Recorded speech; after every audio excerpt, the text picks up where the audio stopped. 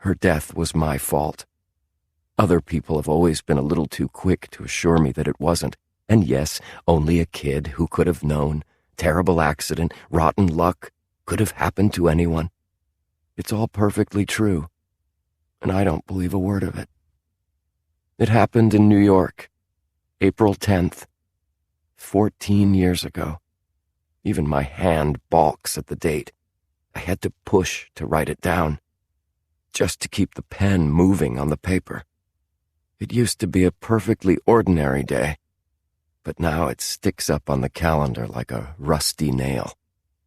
If the day had gone as planned, it would have faded into the sky unmarked, swallowed without a trace along with the rest of my 8th grade year. What would I remember of it now? Little or nothing. But of course the texture of that morning is clearer than the present, down to the drenched, wet feel of the air. It had rained in the night, a terrible storm. Shops were flooded and a couple of subway stations closed.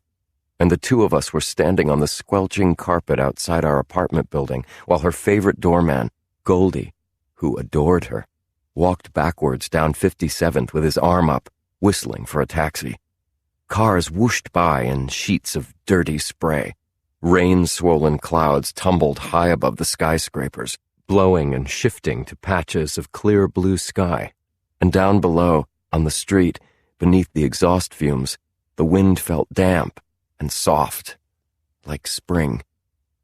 "Ah, he's full, my lady," Goldie called over the roar of the street, stepping out of the way as a taxi splashed round the corner and shut its light off. He was the smallest of the doormen, a wan, thin, lively little guy, light-skinned Puerto Rican, a former featherweight boxer. Though he was pouchy in the face from drinking, sometimes he turned up on the night shift smelling of J&B, still he was wiry and muscular and quick, always kidding around, always having a cigarette break down on the corner, shifting from foot to foot and blowing on his white-gloved hands when it was cold, telling jokes in Spanish and cracking the other doorman up. "You in a big hurry this morning?" he asked my mother. His name tag said Bert D., but everyone called him Goldie because of his gold tooth and because his last name, de Oro, meant gold in Spanish. "No, plenty of time.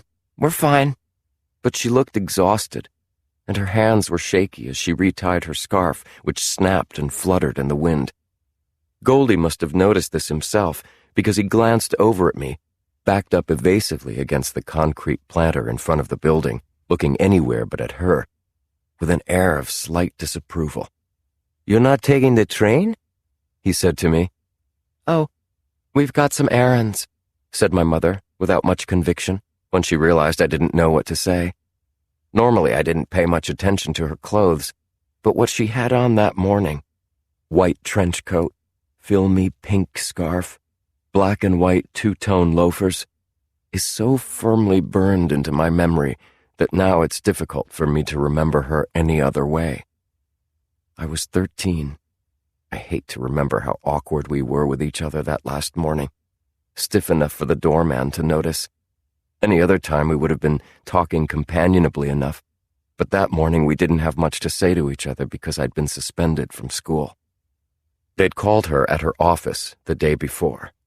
She'd come home silent and furious, and the awful thing was that I didn't even know what I'd been suspended for, although I was about 75% sure that Mr. Beeman, en route from his office to the teacher's lounge, had looked out the window of the second-floor landing at exactly the wrong moment and seen me smoking on school property.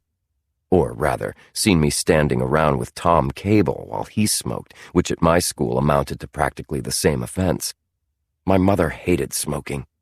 Her parents, whom I loved hearing stories about, and who had unfairly died before I'd had the chance to know them, had been affable horse trainers who traveled around the West and raised Morgan horses for a living.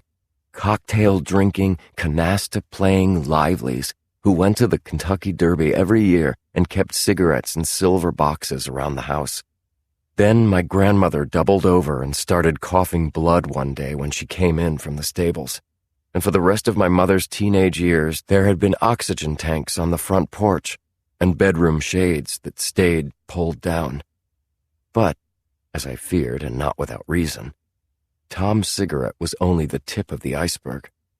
I'd been in trouble at school for a while.